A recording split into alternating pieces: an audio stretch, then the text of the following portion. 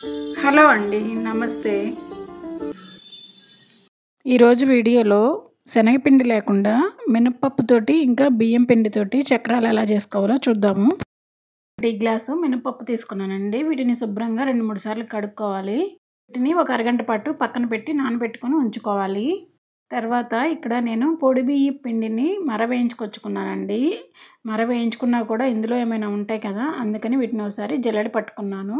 తర్వాత ఇక్కడ నేను 4 గ్లాసులు బియ్యపిండి అయితే తీసుకున్నాను. వీటికి నేను ఒక 2 స్పూన్లు నువ్వులు ఇంకా 2 స్పూన్లు వాము తీసుకున్నాను. తర్వాత ఒక స్పూన్ ఉప్పు తీసుకున్నానండి. సరిపడకపోతే తర్వాత చూసుకొని వేసుకోవాలి.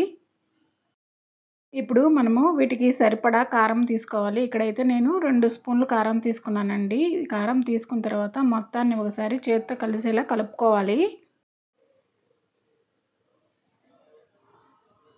ఇప్పుడు మనము ఈ స్టేజ్‌లోనే ఉప్పు, కారము, వాము ఇంకా నువ్వులు అన్నీ బాగా కలిసేలా కలుపుకుంటే మనకి ఎక్కడ ఉప్పు, కారం ఎక్కువ తక్కువ కాకుండా ఈవెన్‌గా ఉంటుంది.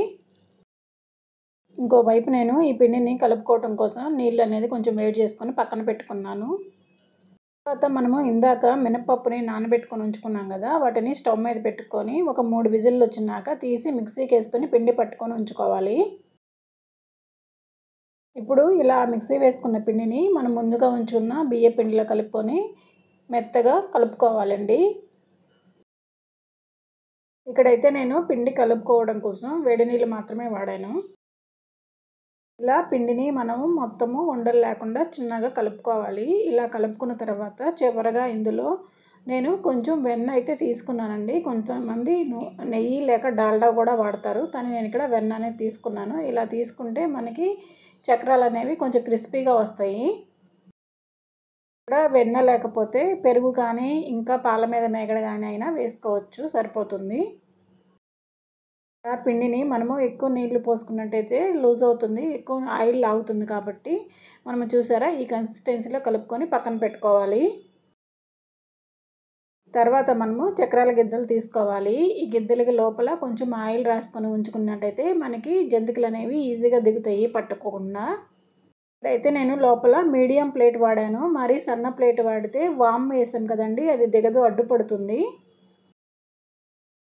ఇక్కడ నేను పిండి మీదే కొంచెం ఇలా ఆయిల్ వేసుకున్నాను. తర్వాత ముద్దలు చేసుకోవడానికి ఈజీగా చేతికి అంటుకోకుండా ఉంటుందని ఒకేసారి ఆయిల్ పైన స్ప్రెడ్ చేసుకున్నాను. ఇప్పుడు మనము ఇలా తయారు చేసి పెట్టుకొని ఉన్న చక్రాల పిండిని కొంచెం కొంచెం తీసుకొని ఇలా చక్రాల గద్దెల్లో పెట్టుకొని డైరెక్ట్‌గా బాండీలైనా వేస్తారు. లేకపోతే నేను ఇలా ఒక చిల్లులు గంట పెట్టుకొని దాని వెనక వేసుకొని తర్వాత దాన్ని ఆయిల్‌లో వేసుకుంటున్నాను. ఇలా అయితే కొంచెం వేడి అనేది మనకు తగలకుండా ఉంటుంది. ఇలా కొంచెం కొంచెం చిన్న సైజులో వేసుకున్నాను ఒక్కొక్కటి. తర్వాత వీటిని తీసుకొని ఆయిల్‌లో వేసేసుకోవటమే. ఇక్కడ మంట అనేది మనము మీడియం ఫ్లేమ్‌లో పెట్టుకుంటే పైన మాడకుండా లోపల కూడా బాగా కాలుతాయి. ఇంతేనండి, ఇలా మనం ఒక్కొక్కటి వేసుకోవటమే. బాండీకి సరిపడా ఒక 2, 3 అలా వేసుకొని ఈ మూడిటిని కాల్చుకొని తీసుకొని పక్కన పెట్టుకున్న తర్వాత మళ్ళీ వేసేసుకోవటమే. ఇవి మనం ఒక్కరమైనా చేసుకోవచ్చు, వేరే వాళ్ళ సహాయం లేకుండా అయినా. ఇప్పుడు మనం ఇలా ఆయిల్‌లో వేసుకునే జంతికల్ని చిన్నగా అటువైపు ఇటువైపు టర్న్ చేసుకుంటూ మాడకుండా వేగేటట్లు చూసుకుంటూ తిప్పుకోవాలి. ఇంతేనండి, మిగిలిన పిండిని కూడా ఇలా కొంచెం కొంచెం వేసేసుకోవడమే. మనకి చక్రాలు అనేవి రెడీ అయిపోతాయి. ఇందులో మనము శనగపిండి వేయలేదు కాబట్టి గ్యాస్ ప్రాబ్లం కూడా ఉండదు. మరిన్ని వీడియోల కోసం మన ఛానల్ సబ్స్క్రైబ్ చేసుకోండి. Thank you.